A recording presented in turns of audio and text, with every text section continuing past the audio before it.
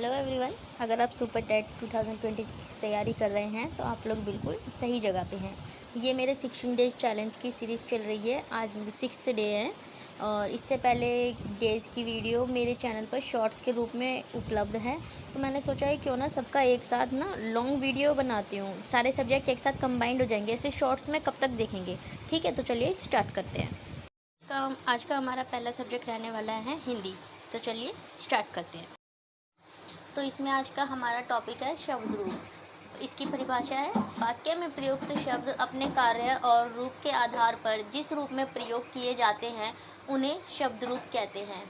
इसके कितने प्रकार होते हैं? इसके 2 प्रकार होते हैं। कौन कौन से? पहला विकारी शब्द और दूसरा अविकारी शब्द।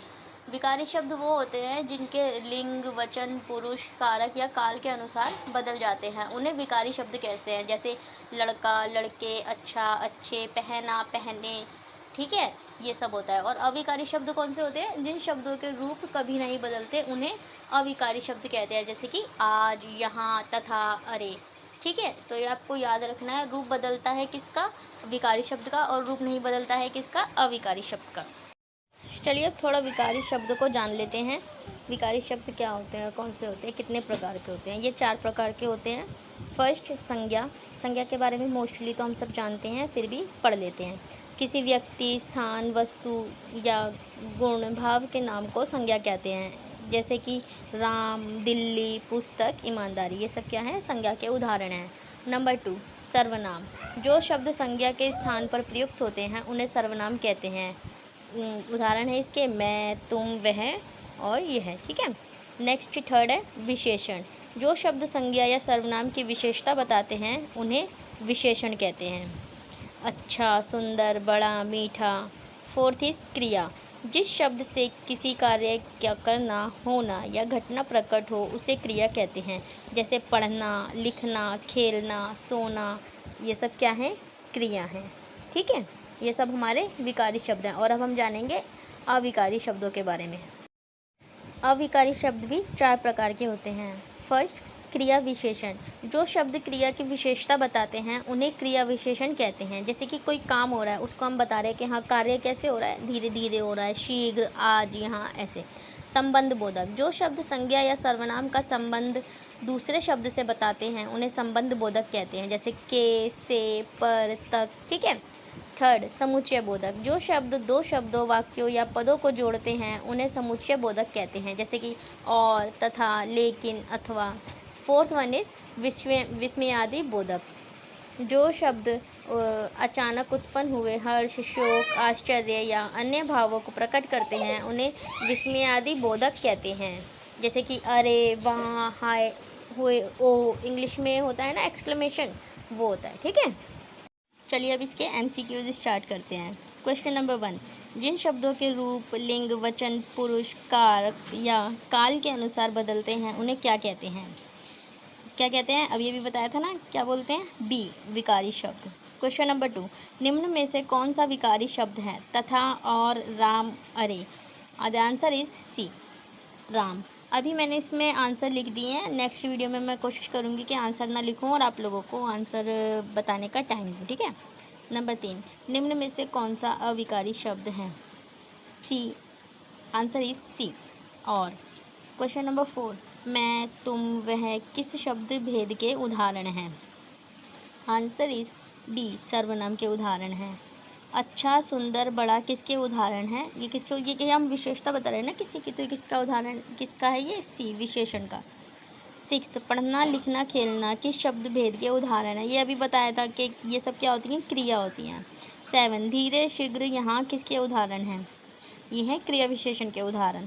और, लेकिन, अथवा किसके उदाहरण हैं? ये हैं समुच्चय बोधक के उदाहरण। ठीक है। क्वेश्चन नंबर 9, वहाँ, अरे, हाँ, ये किसके उदाहरण हैं? विस्मयादि बोधक के उदाहरण है। नंबर 10, शब्द रूप के मुख्य कितने प्रकार होते हैं? कितने प्रकार होते हैं? यस, 2 प्रकार होते हैं। चलिए अब हम हमारा नेक्स्ट सब्जेक्ट स्टार्ट करते हैं, हिस्ट्री। हिस्ट्री का आज हम जो टॉपिक स्टार्ट करने वाले हैं वो है हमारा अकबर। अकबर से रिलेटेड कुछ बातें यहाँ पर बताऊंगी, उससे रिलेटेड बाद में एमसीक्यूज होंगे, उसके आप लोग आंसर दीजिएगा। अकबर का शासनकाल 1556 ईस्वी से 1605 ईस्वी तक का था। अकबर का पूरा नाम क्या था? जलालुद्दीन मोहम्मद अकबर। इनका जन्म 15 अक्टूबर 1542 अमरकोट सिंध में हुआ था। इनके पिता का नाम हुमायूं और माता का नाम हमीदा बानो बेगम था। 1556 ईस्वी में हुमायूं की मृत्यु के बाद गद्दी पर बैठा कौन? उनका अकबर बैठे हुमायूं की मृत्यु के बाद। बैरम खां अकबर का संरक्षक था। मुगल साम्राज्य का सबसे महान शासक माना जाता है कौन? अकबर। अब हम जानेंगे अकबर के प्रमुख युद्ध एवं घटनाएं। इसका प्रथम युद्ध था द्वितीय पानीपत का युद्ध। यह 1556 ईस्वी में लड़ा गया था। किसके खिलाफ? हेमू के खिलाफ, और इसमें अकबर की विजय हुई थी। और दूसरा था चित्तौड़ विजय, जो था 1568 में हुआ था। किसके साथ? मेवाड़ के साथ। इसमें भी मुगलों की विजय हुई थी। Number third is Haldi Ghati का युद्ध कब हुआ था? 1576 ईस्वी में। प्रतिद्वंदी कौन थे? महाराणा प्रताप। और मुगल सेना का नेतृत्व कौन कर रहा था? राजा मान सिंह। इसमें भी मुगलों की विजय हुई थी, पर इसमें कहते हैं कि जो अकबर था वो स्वयं युद्ध में नहीं गया था, क्योंकि उन्हें महाराणा प्रताप से हो सकता है, या उनकी सेनापति ने उन्हें कुछ ऐसा बोला हो कि आप वहाँ मत जाइए, हम देख लेंगे। Number fourth is Fatehpur Sikri को राजधानी बनाया कब? 1571 ईस्वी में। यहाँ अकबर से रिलेटेड कुछ महत्वपूर्ण तथ्य हैं, वन लाइनर, जो एक बार देख लेते हैं। दीन इलाही की शुरुआत 1582 ईस्वी में हुई। 1575 ईस्वी में इबादत खाना की स्थापना हुई, जो फतेहपुर सीकरी में है। नवरत्नों में सबसे प्रसिद्ध बीरबल, टोडरमल, अबुल फजल और तानसेन हैं। अकबरनामा एवं आईन अकबरी के लेखक अबुल फजल हैं। इनकी मृत्यु कब हुई? 1605 ईस्वी में। और अकबर का मकबरा कहाँ है? सिकंदरा, आगरा में। चलिए अब कुछ एमसीक्यूज देख लेते हैं। क्वेश्चन नंबर 1, अकबर का संरक्षक कौन था? यस, बैरम खां। क्वेश्चन नंबर 2, द्वितीय पानीपत का युद्ध कब हुआ था? 1556 ईस्वी में। क्वेश्चन नंबर 3, दीन ए इलाही की शुरुआत किसने की थी? यस, सी अकबर। क्वेश्चन नंबर 4, अकबरनामा के लेखक कौन थे? अबुल फजल। क्वेश्चन नंबर 5, इबादत खाना कहाँ स्थित था? सी, फतेहपुर सीकरी में। अकबर का मकबरा कहाँ स्थित है? बी, सिकंदरा, आगरा में। क्वेश्चन नंबर 7, हल्दी घाटी के युद्ध में मुगल सेना का नेतृत्व किसने किया? यस, सी, राजा मान सिंह ने। क्वेश्चन नंबर 8, अकबर का शासनकाल कब से कब तक था? इसका आंसर आपको कमेंट सेक्शन में देना है, तो इसका आंसर जरूर कीजिएगा। Our next subject is child development and pedagogy. चलिए आज का इसका हमारा टॉपिक है ग्रोथ एंड डेवलपमेंट। चलिए स्टार्ट करते हैं इसका इंट्रोडक्शन से। Growth means an increase in the physical size and structure of the body. जो भी हमारे शरीर के आकार, लंबाई, वज़न या शरीर के अंगों में जो वृद्धि होती है मात्रात्मक, जिनको हम माप सकते हैं, उनको क्या कहते हैं? वो हमारा ग्रोथ का ही पार्ट है। जैसे कि लंबाई बढ़ना, वज़न बढ़ना, शरीर का आकार बढ़ना, ठीक है। तो और सेकंड है हमारा डेवलपमेंट।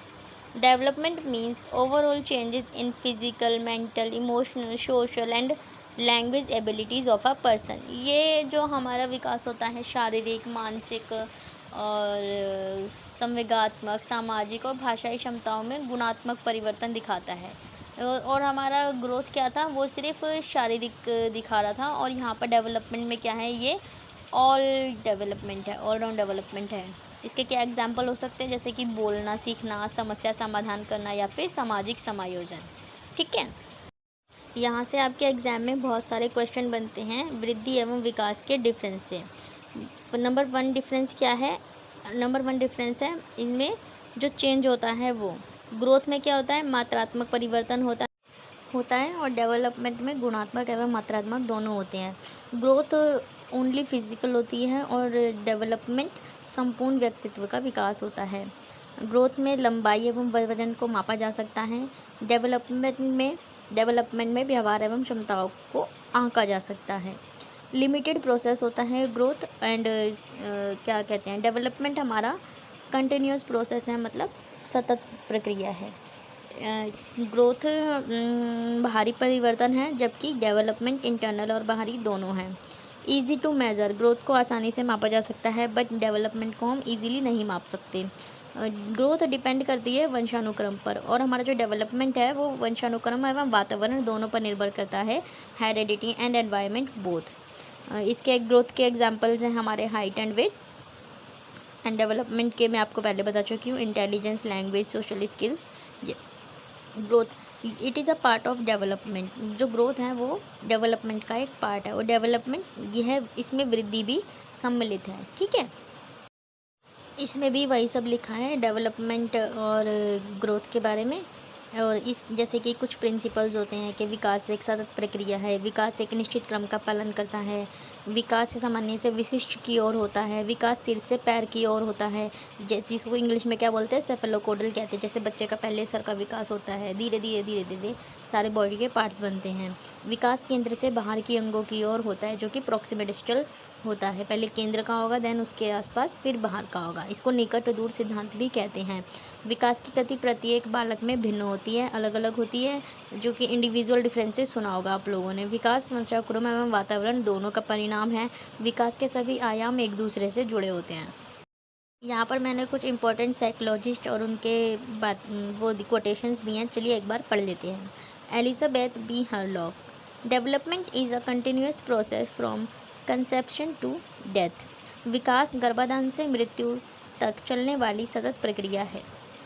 2. जीन पियाजे, development takes place through stages of cognitive growth. विकास संज्ञानात्मक अवस्थाओं के माध्यम से होता है।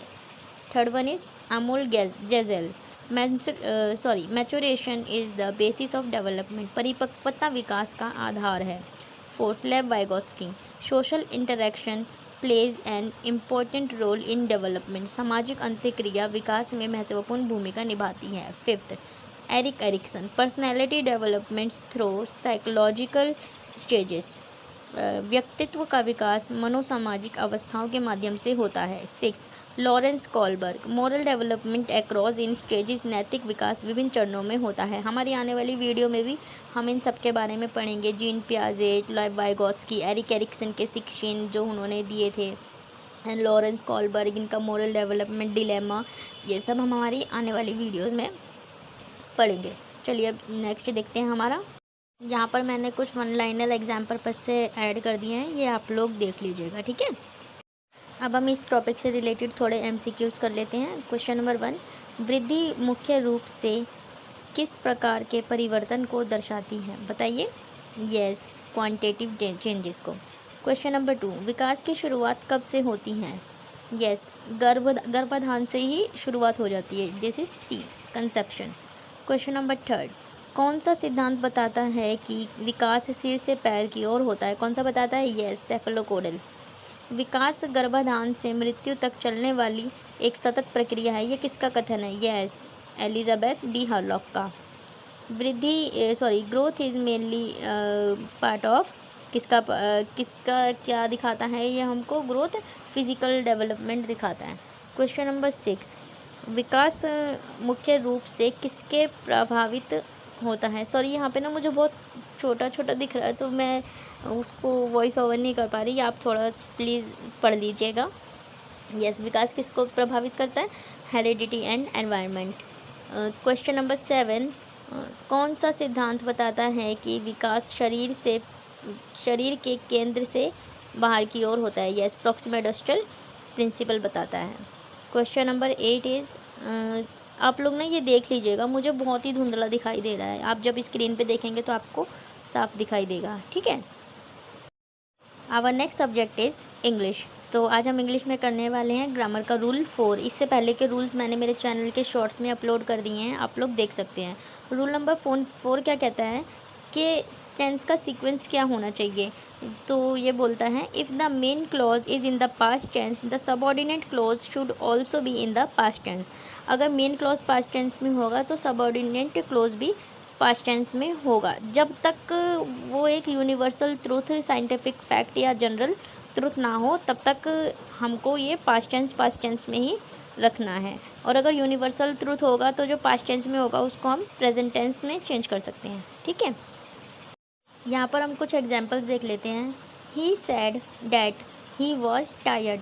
सैड क्या है, पास्ट टेंस है, तो यहाँ पर वॉज भी क्या होगा, फिर पास्ट टेंस होगा। The teacher told us that the earth revolves around the sun. ये एक यूनिवर्सल ट्रूथ है, तो ये प्रेजेंट में आ सकता है। She said that she is busy. उसने कहा था कि वो तो बिज़ी है, तो वो बिज़ी था ना, तो यहाँ पे इज़ नहीं आ सकता, ठीक है। She said that she was busy, तो यहाँ पे क्या आएगा हमारा, वॉज आएगा। ये आपको याद रखना है। Change the verb to past tense if the reporting verbs is in the past tense. Do not change the tense if the sentence expresses a universal truth. Here answer some practice question, तो चलिए देखते हैं। They approached the CEO and report the matter. बताइए इसका answer क्या होगा। Yes, report का हमको क्या करना है, रिपोर्टेड, ठीक है। Practice question 2। Our teacher said that we don't have much time left to waste. इसका आंसर आप लोग मुझे कमेंट में ज़रूर बताइएगा। Question number 3 is we already knew that the sun is a star. अब आप बताइए, ये तो यूनिवर्सल ट्रूथ है ना। तो अब बताना आप इसका क्या आंसर होगा। क्वेश्चन नंबर 2 और प्रैक्टिस क्वेश्चन 3 का आप मुझे कमेंट में ज़रूर बताना। Our next subject is maths. Are you ready. तो चलिए स्टार्ट करते हैं। आज का टॉपिक लिया है मैंने HCF and LCM। Highest HCF means highest common factor and LCM is lowest common lowest common multiple. Lowest को लीस्ट भी बोल सकते हैं, चलेगा, ठीक है। तो चलिए हाईएस्ट कॉमन फैक्टर की डेफिनेशन देखते हैं। दो या दो से अधिक संख्याओं को पूर्णतः विभाजित करने वाला सबसे बड़ा सामान्य गुणनखंड फैक्टर HCF कहलाता है। एग्जाम्पल देखिए आप, फैक्टर ऑफ 12 जिसके टेबल में आता है यहाँ पे वो लिखना होता है। जो भी हमें नंबर दिया गया होगा वो किस किस के टेबल में आता है यहाँ पर हमें वो उसके फैक्टराइज करके लिखना पड़ता है। इसी तरह फैक्टर ऑफ 18 करेंगे, इन दोनों में से कॉमन निकालेंगे। तो क्या कॉमन आ रहा है, यस 1 2 3 6 ये कॉमन आ रहा है, बट हाईएस्ट कौन सा है 6, यस, तो वही हमारा HCF है। Next is LCM। दो या दो से अधिक संख्याओं का सबसे छोटा सामान्य गुणज मल्टीपल LCM कहलाता है। मतलब अब इसमें मल्टीपल बोला है, तो जो 6 के पहाड़े में जो भी आने वाले नंबर्स होंगे वो लिखने हैं हमें। इसमें हमारा HCF में तो लिमिटेड हो जाता है कि हमें उसी नंबर तक जाना होता है, पर हमें इस नंबर से स्टार्ट करके आगे तक जाना होता है। तो यहाँ देखते हैं पहले मल्टीपल ऑफ 6 के क्या है, 6 12 18 24 एंड मल्टीपल ऑफ 8 है 8 16 24। तो यहाँ पे सेम क्या आ रहा है हमारा, यस 24 आ रहा है, जो कि हमारा है LCM। LCM और HCF निकालने के अभी हमारे पास दो मेथड हैं। तो पहला मेथड है हमारा प्राइम फैक्टराइजेशन मेथड। HCF निकालने के लिए केवल कॉमन प्राइम फैक्टर्स लेने हैं और LCM निकालने के लिए सभी प्राइम फैक्टर्स लेने हैं, ठीक है, हाईएस्ट पावर। जैसे कि अब एग्जांपल दिख रहा है हमारा HCF एंड LCM निकालना है किसका, 24 एंड 36 का। तो 24 और 36 का क्या है, 2 × 2 × 2 × 3, तो क्या है ये 2 की पावर 3 × 3। 36 क्या है हमारा 2 × 2 × 3 × 3, तो 2 की पावर 2 एंड 3 की पावर 2। अब हमें HCF में क्या करना है, कॉमन लेना है। तो 2 की पावर 2 एंड 3 ये कॉमन आ रहा है हमारा, तो हम इसको मल्टीप्लाई करेंगे तो 12 हमारा आ जाएगा HCF। एंड LCM के लिए हमें हाईएस्ट पावर लेनी है, जो कि क्या है 2 की पावर 3 एंड 3 की पावर 2। ये हमारा सॉरी 2 की पावर 2 एंड 3 की पावर 2, हमें इन दोनों का फिर निकालना है स्क्वायर और उसके बाद इसको मल्टीप्लाई कर देना है, जो कि आएगा 72। इसको हम कहेंगे prime factorization and division method भी division method is for HCF, ठीक है। नेक्स्ट है हमारा डिवीज़न मेथड। सो इसका स्टेप 1 है बड़ी संख्या को छोटी संख्या से भाग देना है, फिर शेषफल जो हमारा रिमाइंडर आएगा उसको अगला भाजक बनाना है, ठीक है। फिर जो शेषफल 0 आएगा ना, तब तक वो हमारा ये HCF होगा। ये हमको स्कूल में सिखाया गया था, अगर आप लोगों को याद हो। तो मान लो हमें 48 और 18 का निकालना है, ठीक है। तो हमने पहले 18 को 48 से डिवाइड किया, तो हमारे पास रिमाइंडर क्या आया, यस 12 आया, ठीक है। फिर हमने इस 18 को किससे डिवाइड करना है, 12 से डिवाइड करना है। तो 12 से डिवाइड करेंगे तो देन हमारा रिमाइंडर क्या आया, 6। देन अब 6 को 12 से डिवाइड करना है, उसके बाद हमारा रिमाइंडर क्या आएगा, 0। तो जो ये लास्ट आया है ना 6, ये हमारा क्या हो जाएगा, HCF। Here are some formulas to solve HCF and LCM. Formula number 1. For two numbers, HCF into LCM is equal to product of the two number. HCF into LCM is equal to first number into second number. For example, 12 and 18.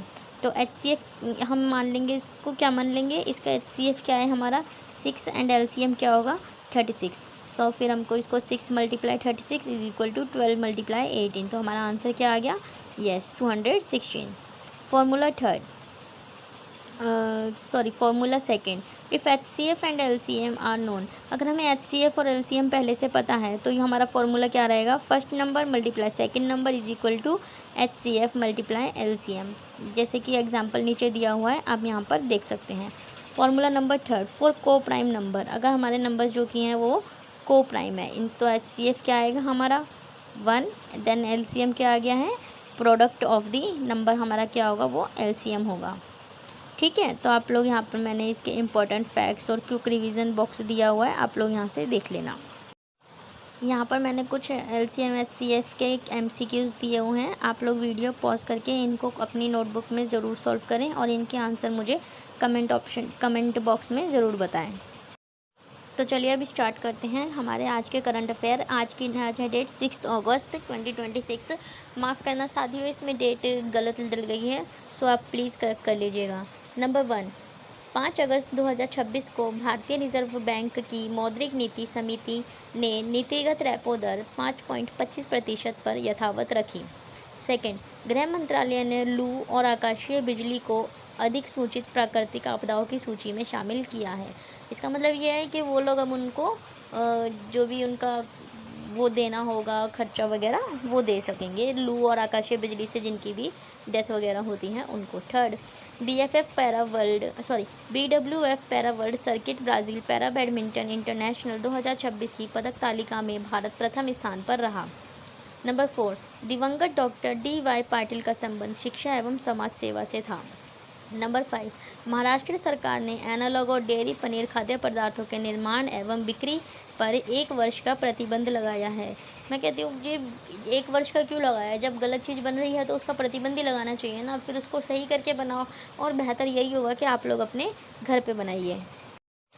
Number 6, भारतीय कृषि अनुसंधान परिषद ने अरहर की फसल का भारत का पहला पूर्णतः एनोटेड टेलोमियर टू टेलोमियर संदर्भ जीनोम विकसित किया है। नंबर 7, तमिलगाद वेतरी कशगम सरकार का पहला राज्य बजट एन मैरी विल्सन ने प्रस्तुत किया। नंबर 8, सर्वोच्च न्यायालय ने अधिसूचित आर्द्र भूमि संरक्षण रिजर्व के लिए 10 किलोमीटर का खनन बफर क्षेत्र लागू करने का निर्देश दिया है। 9, कृत्रिम बुद्धिमत्ता आधारित व्यापक सुशासन सुधारों की शुरुआत केरलम ने की है। अब इनका नाम केरलम है, केरल का। ठीक है। नंबर 10, नाथन थॉमस 18 वर्ष 346 दिन की आयु में विश्व के सबसे कम उम्र के प्रोफेसर बने हैं। आप मुझे कमेंट में ज़रूर बताना कि कौन है, ये तो एक बॉय है, और गर्ल कौन सी बनी है विश्व गुरु का सबसे कम उम्र की प्रोफेसर। ठीक है। नंबर 11, उत्तर प्रदेश सरकार ने राज्य सड़क परिवहन निगम की बसों में निःशुल्क यात्रा की सुविधा 60 वर्ष या उससे अधिक आयु की महिलाओं को प्रदान करने का बजटीय प्रावधान किया है। अब आप बताइए, 60 वर्ष से अधिक बहुत ही कम महिलाएं होंगी जो बस से सफ़र करती होंगी, है ना, तो इनको थोड़ी कम एज नहीं रखनी चाहिए थी? मेरे हिसाब से तो ऑल फीमेल्स को फ्री रखना चाहिए था बस के फेयर से, है ना। आप लोग अपनी राय कमेंट में मुझे ज़रूर बताना। नंबर 12, 13वीं ब्रिक्स शिक्षा मंत्रियों की बैठक की मेज़बानी भुवनेश्वर उड़ीसा भारतीय शहर कर रहा है। 13, 2026 कॉस्पर विक्रम साराभाई पदक से सम्मानित अन्नपूर्णी सुब्रमण्यम का संबंध खगोल भौतिकी से है। 14, दिवंगत प्रदीप रावत का संबंध अभिनेता फिल्म क्षेत्र से था। नंबर 15, केंद्रीय वित्त मंत्री निर्मला सीतारमण ने लोकसभा में बैंकर बुक्स एविडेंस विधेयक 2026 प्रस्तुत किया। इसका उद्देश्य औपनिवेशिक काल के बैंकर्स बुक्स एविडेंस अधिनियम 1891 को निरस्त कर उसकी जगह नया कानून लागू करना है। आप लोगों को ये करंट अफेयर्स डेली रिवाइज करने हैं, ठीक है, अच्छे से रिवाइज करना। आज का हमारा लास्ट टॉपिक है static GK. Static GK is must, okay. तो इसमें हम आज करने वाले हैं भारत के प्रमुख दर्रे, mountain passes. Number 1 is Nathula दर्रा। यह कहाँ पे स्थित है? सिक्किम में। और ये किसको जोड़ता है? ये भारत और तिब्बत को जोड़ता है। ये किस लिए प्रसिद्ध है सिक्किम? सिल्क रूट के लिए। ठीक है। नंबर 2 इज़ जेलेपला दर्रा। स्थान कहाँ है इसका? ये भी सिक्किम में है और ये भी भारत और तिब्बत को जोड़ता है। नंबर 3 जोजिला दर्रा। यह कहाँ पे है? जम्मू कश्मीर है और ये श्रीनगर और लेह को जोड़ता है। नंबर 4 शिपकिला दर्रा। इसका स्थान हिमाचल प्रदेश में है और यह भारत और तिब्बत को जोड़ता है। नंबर 5 बोमडिला दर्रा। इसका स्थान अरुणाचल प्रदेश में है। खारदुंगला दर्रा, यह लद्दाख में स्थित है। विश्व के ऊंचे मोटरेबल दर्रों में से एक है। नंबर 7 पालघाट दर्रा, यह केरल और तमिलनाडु के बीच स्थित है। इसे पश्चिमी घाट में भी स्थित माना जाता है। नंबर 8 भोर घाट स्थान महाराष्ट्र, यह मुंबई और पुणे के बीच महत्वपूर्ण मार्ग है। और इसी तरीके के मैं रोज़ जब वीडियो लाऊंगी उसमें आपके लिए ये स्टैटिक जीके के डिफरेंट पॉइंट्स लेकर आऊँगी। ठीक है। अगर आपको मेरे ये एफ़र्ट्स पसंद आए हों तो मेरे चैनल को लाइक शेयर एंड सब्सक्राइब ज़रूर करें। और पीडीएफ नोट्स और स्टडी मटेरियल्स के लिए हमारे टेलीग्राम चैनल को ज़रूर सब्सक्राइब करें, जाके ज्वाइन करें। टेलीग्राम चैनल का नाम है मेरे टीचिंग करियर 777। यहाँ पर आपको जो भी मैं डेली वीडियो अपलोड करूँगी उसके पीडीएफ नोट्स वहाँ पर मिल जाएंगे। हर हर महादेव।